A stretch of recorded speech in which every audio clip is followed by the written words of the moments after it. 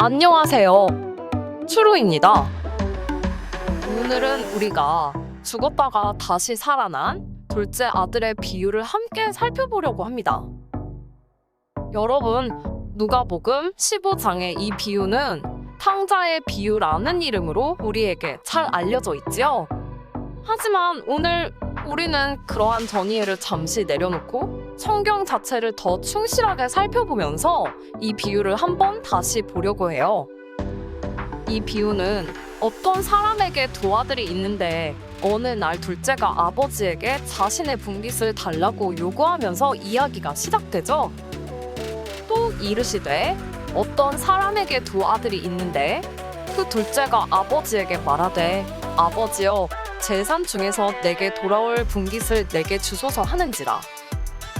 이처럼 둘째 아들은 자신의 유산을 달라고 요구했어요. 그런데 이 말을 원어로 보면 상황을 중립적으로 새롭게 보게 되는데요.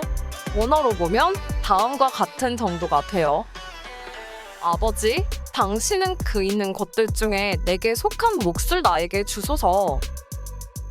한글 성경에서는 이걸 재산으로 한정시켰고 그렇기 때문에 이것은 돌아올 분기, 다시 말해 미래에 받을 유산이다 라는 뉘앙스가 들어갔어요. 그치만 일단 우리가 문자 그대로 보면 아들은 아버지의 있는 것들 중에 나에게 속하여진 몫을 달라고 했죠. 여러분, 그 몫은 당연히 1차적으로는 이 비유에서 물질이라고 할 수 있어요. 하지만 아버지의 소유와 유업은 성경에서 물질에 국한되는 것만이 아니라는 것도 한번 생각해 보시길 바라며 이야기를 계속 이어가 볼게요. 그러자 아버지는 바로 그것을 이 아들에게 주었어요. 그 둘째가 아버지에게 말하되 아버지여 재산 중에서 내게 돌아올 분깃을 내게 주소서 하는지라. 아버지가 그 살림을 각각 나눠주었더니 여기서 우리는 두 가지를 생각해 볼 수 있어요.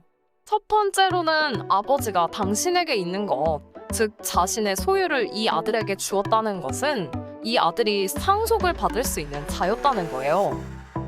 성경에서는 유업을 일자라 할지라도 그가 어렸을 때에는 종과 다름이 없어서 아버지의 것을 상속받지 못한다고 말하고 있어요. 하지만 여러분, 이 아들은 아버지의 것을 상속받았다는 사실이죠. 그러므로 둘째 아들은 장성한 아들이라는 반증이 되는 거예요. 두 번째로 아버지는 이 아들에게 살림을 나누어 주었어요.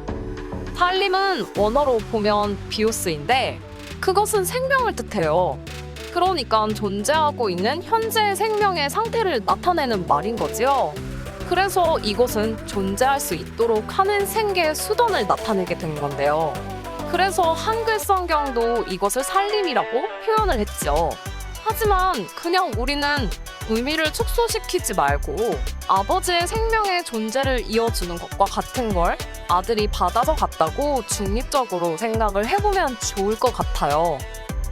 그러니까 여기까지 본 것을 다시 말해보면 첫 번째로 둘째 아들은 아버지의 것을 상속받을 수 있는 장성한 분량에 이른 아들이었다.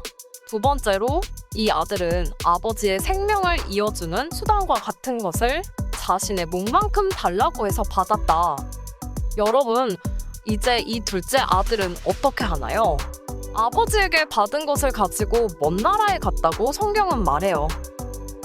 그 후 며칠이 안 되어 둘째 아들이 재물을 다 모아 가지고 먼 나라에 가 거기서 허랑방탕하여 그 재산을 낭비하더니.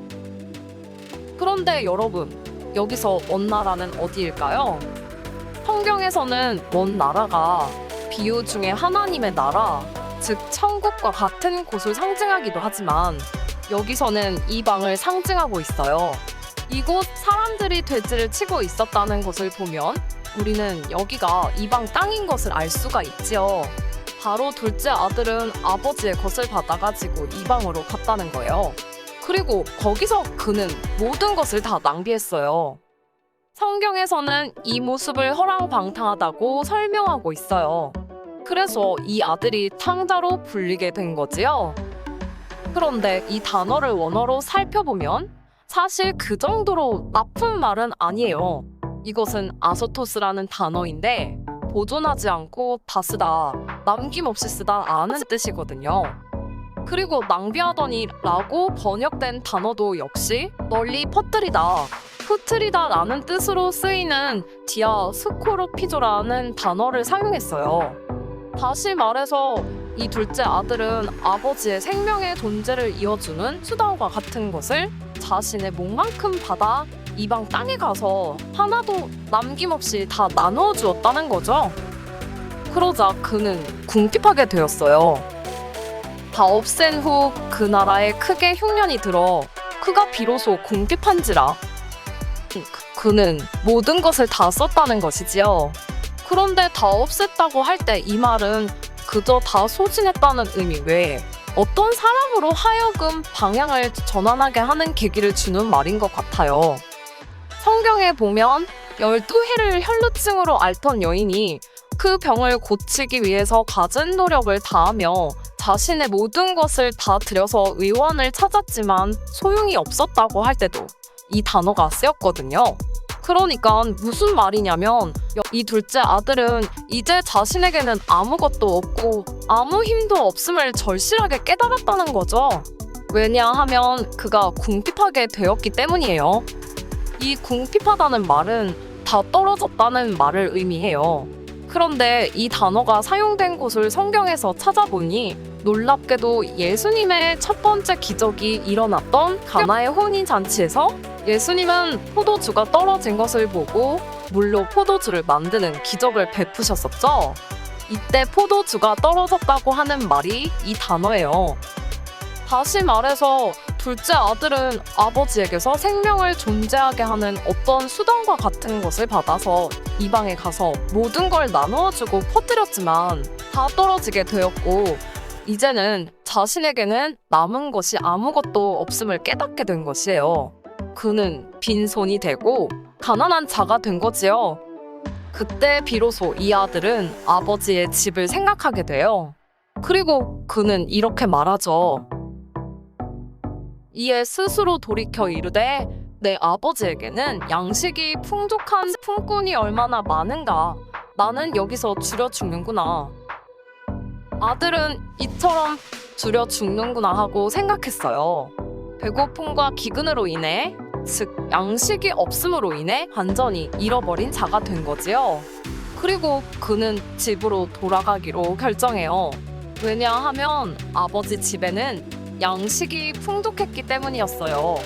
거기는 탁월한 떡이 있었고 또한 그 떡을 아버지께 받아 먹는 동들이 많았거든요.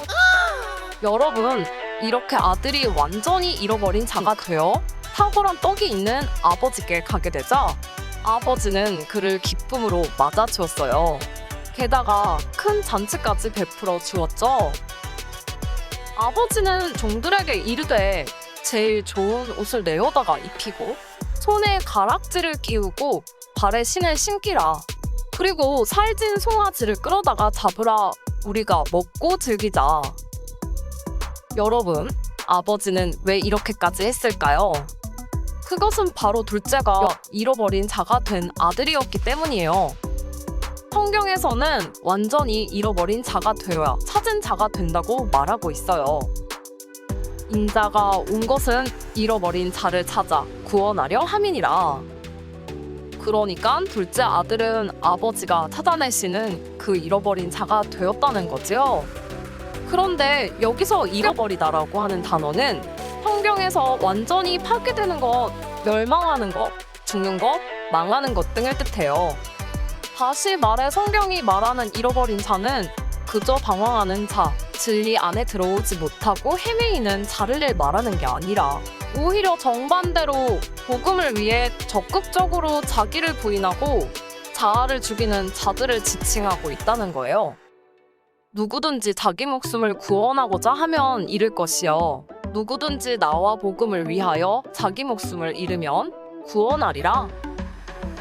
하나님은 바로 이런 잃어버린 자, 다른 표현으로 하면 자기 십자가를 지고 자기가 완전히 부인되고 죽어버린 자들을 찾아 구원하신다고 하는 거지요. 그런데 여러분, 다름 아니라 바로 오늘 이 둘째 아들이 이렇게 완전히 부인된 자, 그러니까 하나님이 찾으시는 그 잃어버린 자가 되었던 거예요. 그래서 아버지는 이 잔치가 대체 무엇이냐고 묻는 첫째 아들에게 이렇게 대답을 하지요. 이 내 동생은 죽었다가 살아났으며 내가 잃었다가 얻었기로 우리가 즐거워하고 기뻐하는 것이 마땅하다. 여러분, 그런데 이 둘째 아들 비유는 누가복음 15장에 나오는 잃어버린 것들에 대한 비유 중에 하나라는 사실을 기억하고 계시지요? 쉽게 말해 이것은 잃어버린 자가 된 아들에 대한 비유라는 말이에요. 즉, 이 이야기는 우리가 잃어버린 자가 된다면 아버지는 그를 맞이할 것이고 정말로 그 사람을 기뻐할 거라는 메시지를 전하고 있어요. 그렇기 때문에 여러분, 이 비유는 우리가 흔히 오해하듯이 유산을 미리 당겨 쓴 무리하고 정신 못 차리는 아들, 허랑방탕한 탕자를 말하는 비유가 절대로 아닌 것이에요. 여러분, 우리는 이 아들을 향해 아버지의 살림을 창기들과 함께 삼켜버린 자라고 하였던 것이 아버지나 해설자의 말이 아니고 첫째 아들의 입장에서 그렇게 바라보고 평가한 것이라는 사실을 유념해서 읽을 필요가 있어요. 그러니까 둘째 아들은 정말로 탕자가 아니라 첫째 아들이 보기에나 그러했다는 거죠. 여러분, 우리가 이 비유를 원어로 보면 아주 특이한 것 한 가지를 발견할 수가 있는데, 그것은 성경이 이 둘째 아들을 나중된 아들 혹은 두 번째 아들이라고 하지 않고 새로운 아들이라고 표기하고 있다는 거예요. 즉, 성경은 네오스라는 단어를 사용한 것인데요. 카이노스라는 단어가 회복되고 새롭게 된 것이라는 차원에서 새롭다는 뜻을 가진다고 한다면 네오스는 이전 것과는 다른 것, 즉 전혀 새로운 것을 말하는 단어예요. 그러니까 이 아들이 새로운 아들이라는 말은 첫째 아들과는 확연히 구별될 정도로 전혀 다른 아들이라는 것과 동시에 무언가 이전에는 없었던 아들, 새로 지으심을 받은 어떤 아들이라는 뉘앙스를 우리에게 주고 있어요. 반대로 여러분, 성경이 첫째 아들을 어떻게 지칭하는지 아시나요? 누가복음은 이 큰 아들을 표현할 때 첫째 장자, 맏아들을 표현하는 단어를 쓰지 않고 프레스비테로스라는 단어를 쓰고 있어요. 이것은 장로라는 뜻이에요.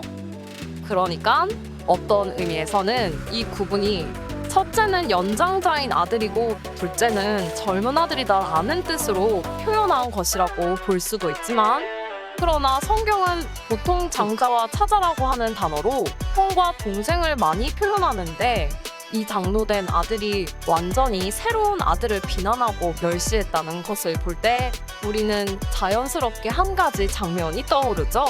바로 이 첫째 아들은 사람의 계명과 장로들의 유전과 율법 조문에 빠져있던 자들, 즉 바리새인과 서기관들이었던 것이에요.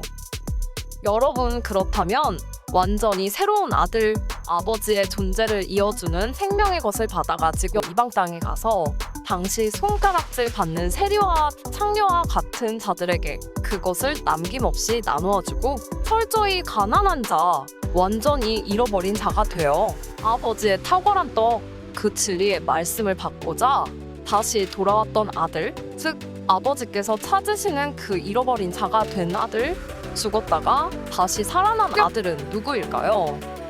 그래요, 여러분. 그 아들은 바로 예수님이세요. 여러분, 그렇다면 우리는 어떤가요? 우리는 이 비유를 어떻게 읽고 있나요? 우리도 혹시 첫째 아들과 같은 시각으로 둘째 아들을 바라보며 그를 탕자라고, 형편없는 아들이라고 생각하지는 않았나요? 그리고 혹시 우리는 또 아버지의 관대함과 긍휼에만 초점을 맞추어 돌아오기만 한다면 아버지는 조건 없이 우리를 맞아줄 것이라는 메시지를 통하여 나의 부족함을 덮어주는 따뜻한 사랑에 마냥 위안을 느끼고 있지는 않았었나요? 하지만 여러분, 오늘 성경이 말하는 것은 예수님 자신이 모든 것을 잃어버린 이 아들이 되었다는 것과 그러한 아들이라야 아버지의 잔치에서 대단한 영광을 누릴 수 있다는 것을 이야기해주고 있어요. 그리고 마지막으로 이 비유를 통하여 예수님은 우리에게 역설적으로 말씀하고 계세요. 과연 그렇다면 너희는 손가락질하는 큰아들과 같은 자, 즉 나는 아버지의 집을 한 번도 떠난 적이 없다? 다시 말해 나는 이스라엘의 장로와 같은 자다라고 말하는 서기관과 바리새인이 될 것이냐? 아니면 정반대로 이방에서 아버지의 것들을 전부 나눠주고 철저히 잃어버린 자, 즉 자아가 부인되고 자기가 십자가에 못 박힌 것과 같은 자가 될 것이냐? 라고 말이에요. 성경은 준엄하게도 이러한 잃어버린 자만이 하나님이 찾으시고 찾아내시는 그 아들이 된다고 말하고 있답니다. 추루 오늘은 여기까지입니다. 감사합니다.